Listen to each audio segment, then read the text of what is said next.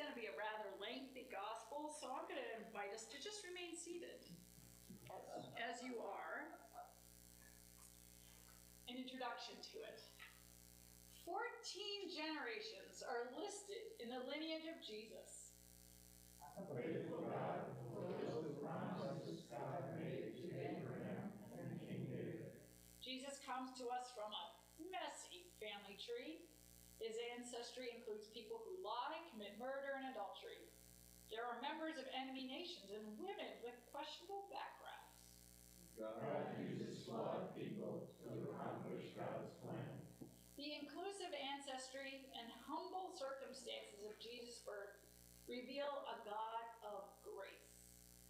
A God whose love includes all of humanity. The Messiah's message is for all people.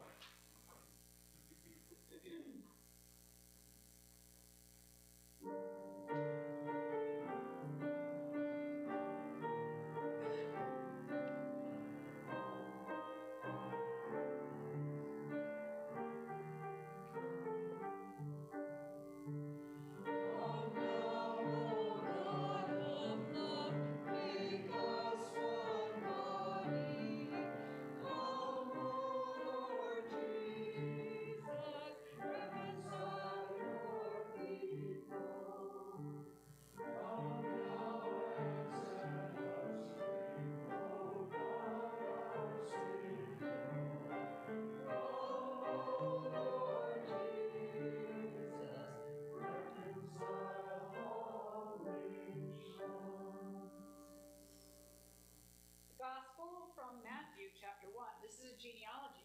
The genealogy of Jesus Christ, son of Miriam and daughter of Anna. Sarah was the mother of Isaac, and Rebekah was the mother of Jacob. Leah was the mother of Judah. Tamar was the mother of Perez. The names of the mothers of Hezron, Ram, Amminadab, Nahshon, and Salmon have been lost. Rahab was the mother of Boaz, and Ruth was the mother of Obed. Obed's wife, whose name is unknown, bore Jesse. The wife of Jesse was the mother of David. Bathsheba was the mother of Solomon. Naamah the Ammonite was the mother of Rehoboam. Maacah was the mother of Abijam and the grandmother of Asa. Azubah was the mother of Jehoshaphat. The name of Jehoram's mother is unknown. Athaliah was the mother of Ahaziah. Zibiah of Beersheba, the mother of Joash. Jechaliah of Jerusalem bore Uzziah. Jerusha bore Jotham. Ahaz's mother is unknown. Abi was the mother of Hezekiah. Hephzibah was the mother of Manasseh. Meshulameth was the mother of Ammon. Jedidiah was the mother of Josiah.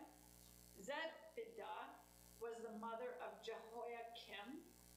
Nehushta was the mother of Jehoiachin. Hamutal was the mother of Zedekiah. Then the deportation of Babylon took place. After the deportation to Babylon, the names of the mothers go unrecorded. These are their sons: Jeconiah, Shealtiel, Zerubbabel, Abiud, Eliakim, Azor, and Zadok, Achim, Eliud, Eleazar, Mathan, Jacob, and Joseph, the husband of Miriam. Of her was born Jesus, who is called Christ.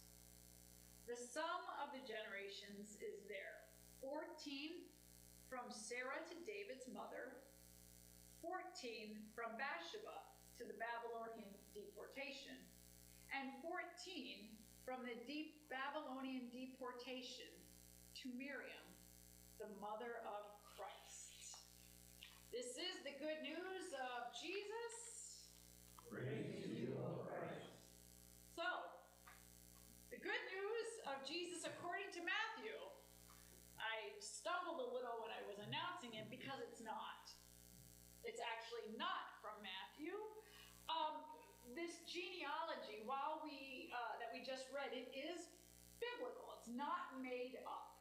But it's not what Matthew included in his gospel, the story of Jesus. What we read is a compilation. Ann Patrick Ware, she dug around and she did a bunch of research, and when she could find the mother's names, she used it in this genealogy that we have. Matthew does not include most of the women, the mother's names. Matthew has a patrilineal genealogy of 42 generations that include only 5 women's names in Matthew's genealogy. Those names are Mary, but the one that we had read before, it used the Hebrew name for Mary. Miriam was the Hebrew name. Mary is the anglicized name that was given. So Miriam is the name of Jesus' mother. Then Matthew goes on to name Tamar, Rahab, Ruth, who we heard about, thank you, Kelly, Ruth, who we heard about this morning, and then the wife of Uriah is who Matthew names. So, that's the genealogy.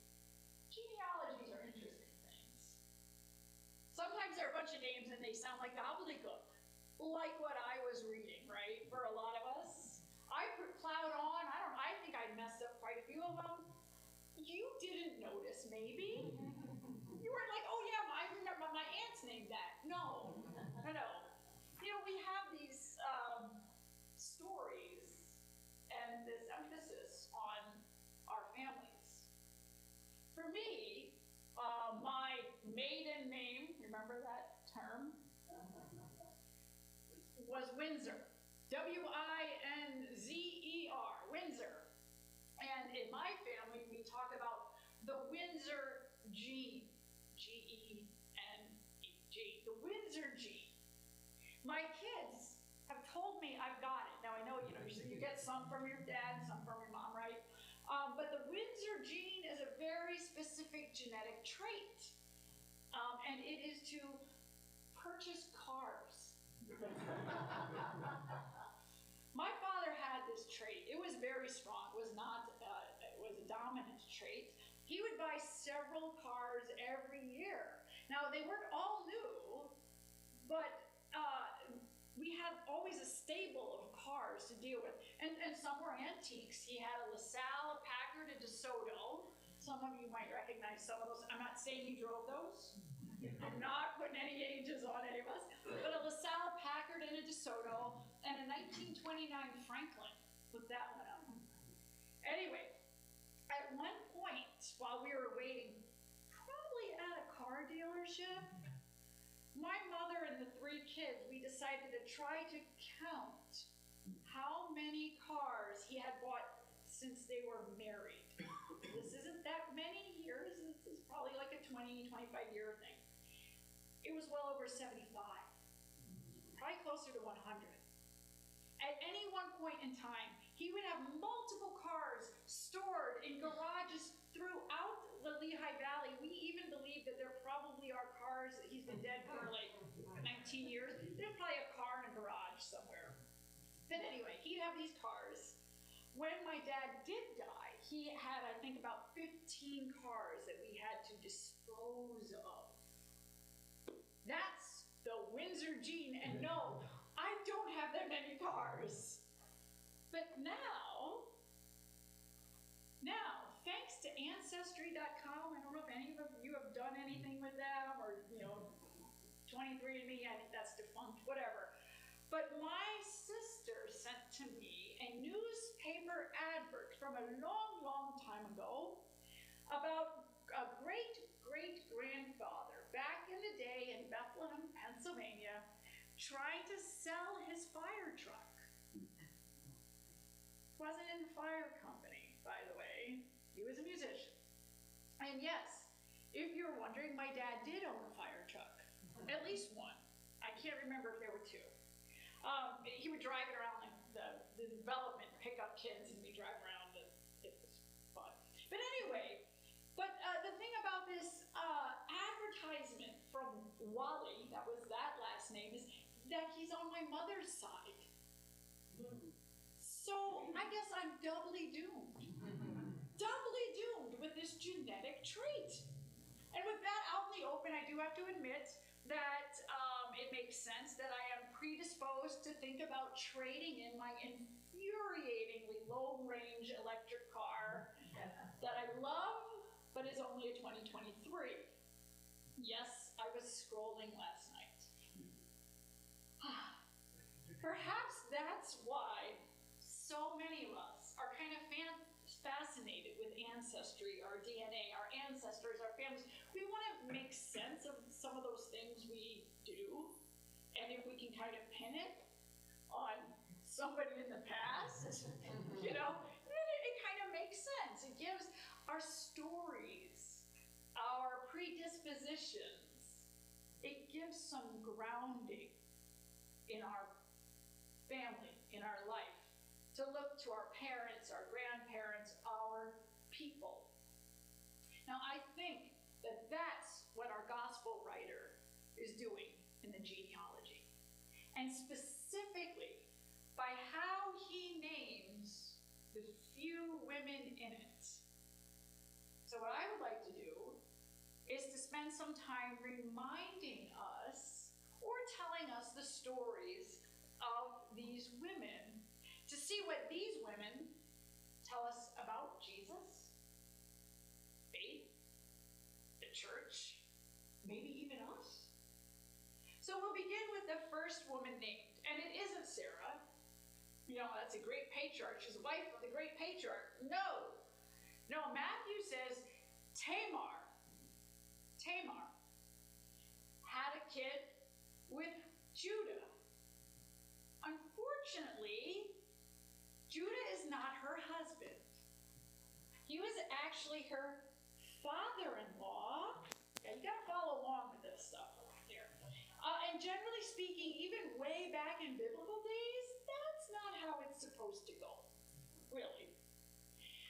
So the story is, Tamar's husband was Judah's oldest son.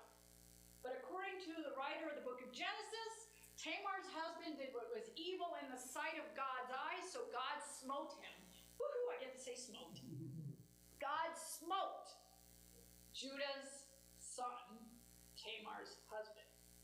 Now, according to the Hebrew customs of the Hebrew people, Judah's next oldest son, Onan, was supposed to go and be with Tamar, and then they would have a son who would then be considered the child of her husband. Okay, see, it's a little weird.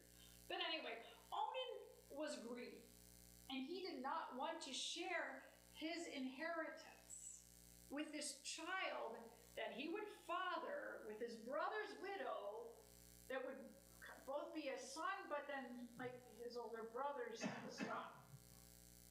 This is called the levirate marriage, if you're ever on Jeopardy.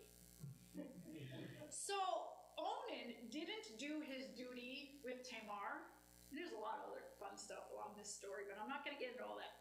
So God smote him, because why not? You know, because do it. Just anyway. So God smoted these two sons, and the thing is, Judah, the father-in-law, he doesn't know, he's not party to what God's doing. And so, according to Judah, what he's seeing is that he's given two sons to this woman, and they're both dead. Must be something wrong with her. Maybe she's cursed, or something. So Judah has one last son. And he's supposed to send this last son, and he's like, no, I'm not sending my last son to this black widow. So he tells Tamar, just be a widow, and then when my son grows up, he lies and says, you know what, when he gets older, sure, you can have my third last son. supposed to just live like a widow. Well, time goes by, and she says, you know what? This is fishy. So she takes off her widow clothing, she covers up her face with a veil, and she goes out, and here's where Judah is. And Judah looks at her and says, my wife died a little bit ago. That's a prostitute or a sex worker. And so Judah, thinking that this woman in the veil, who is his daughter-in-law, is a prostitute, he goes, spends some time with her, and in payment for the services she provided, she asks for his staff and ring, and maybe something else, and he gives them to her for payment. Tamar gets pregnant. But Judah, when he finds out, he doesn't know he's the dad, right? He thinks that his daughter-in-law, who's supposed to be a widow, living, in seclusion, grieving all this time, now she's pregnant. And so when Judah goes to kill her by burning her to death, she pulls the ring and the staff and says, this is the baby daddy, right here.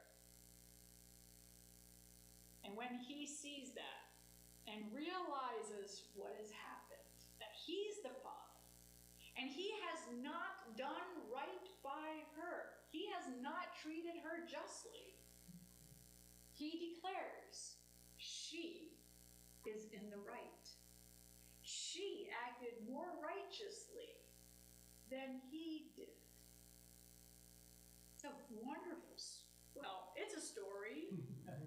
You might want to wait to tell the children that later. But anyway, so Matthew says, hey, Tamar, that's one of Jesus's ancestors. Judah, by the daughter-in-law.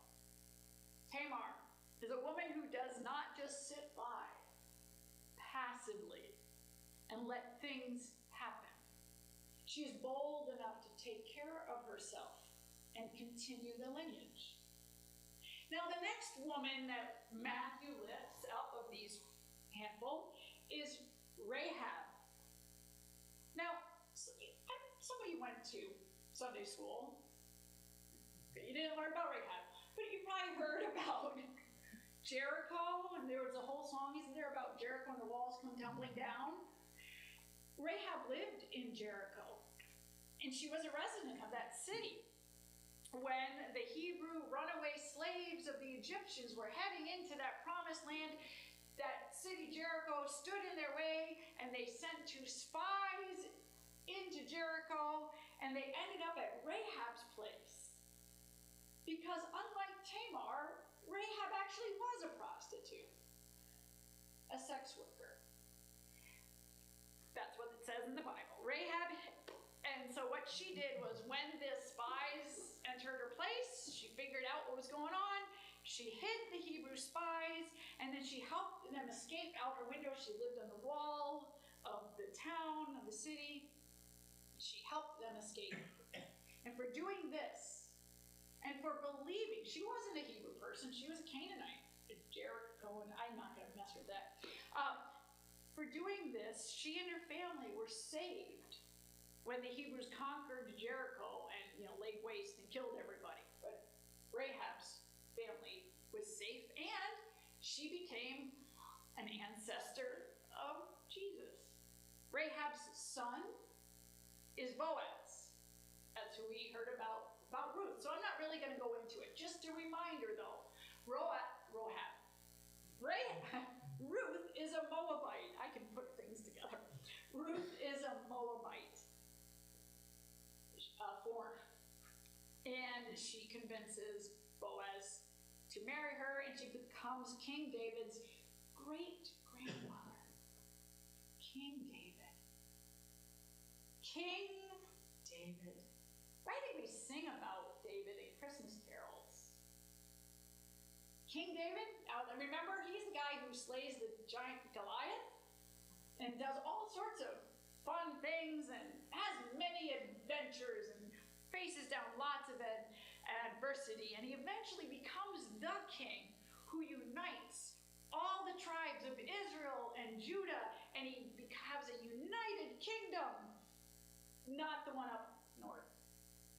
He has a united kingdom. And King David is the one that they all look back to in Jesus' day. He's the one, he's the hero. Looking back, nostalgia. King David, we're looking for another one like him, aren't we? Well, some of you know the story. Not all heroes are perfect. Not all people are perfect. In fact, none of us are. But anyway, in the genealogy that we heard today, we were told that David and Bathsheba are Jesus' ancestors. The way the gospel writer Matthew puts it, and I mentioned it earlier, is different. The writer of Matthew's gospel says that David was the father of Solomon by the wife of Uriah. And Gwen pointed this out in her litany. Wait, David's the king, and the mom is the wife of Uriah. Something's wrong here. Again, that's not how it's supposed to go. Matthew omits her name and describes her as, yes, Uriah, another man's wife, and that is true. That's the story. King David committed adultery. Or as we might understand it today, he perhaps raped Uriah's wife.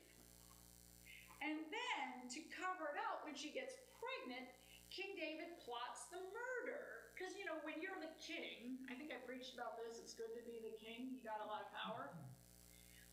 He has Uriah murdered in warfare, but it's murder.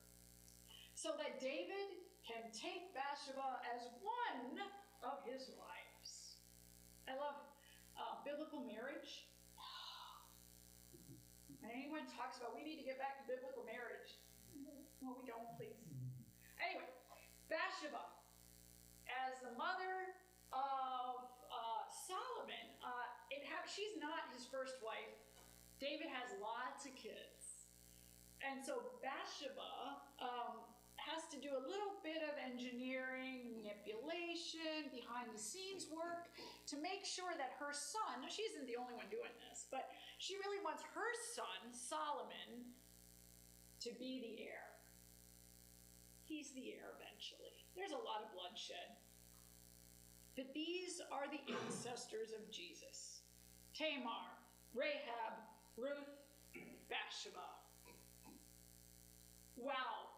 That's not what I would list off if I wanted to, look at my impressive DNA, my genealogy. This is like Matthew going, hey, look, these are the skeletons we got in the closet. These are the ancestors of Jesus. But I think that the Spirit of God is great. It is trying to tell us a story and give us something about these women in particular. Now, a lot of preachers have in the past focused on, these women and their jaded histories. Look at what God can do even with these women. You see, I'm not an actor, but those women, there's a sneer in there. That's one way of looking at it. But another is to say, hey, look what these women can do. Look what these women have done. How they overcame their assigned roles. How these ancestors of Jesus didn't let cultural expectations limit them. They acted. They took responsibility for their own survival and that of their families. They acted faithfully, even if it might not seem what was proper. It is no wonder that their descendant would heal people, even women, and touch the sick, and eat with tax collectors and sinners. That Jesus would hang out with those who the world looks down upon. Jesus' ancestors were foreigners, refugees. How can Jesus' followers persecute them now? It is no wonder that our faith transcends ethnic and political boundaries. It's been doing that for what, more than 40 some generations. I think that's what we're being told today. That our faith at its best is when we lean into the proclivity and the predisposition to speak with, to act up, to listen to, and respect those in our world that the world and the powers would love to just write off and disrespect. Today, we, and all those unnamed, all those overlooked, all those persecuted and ignored, we stand or sit or act or write or call or pray or write liturgies in a long line of spiritual ancestors who will not be written off.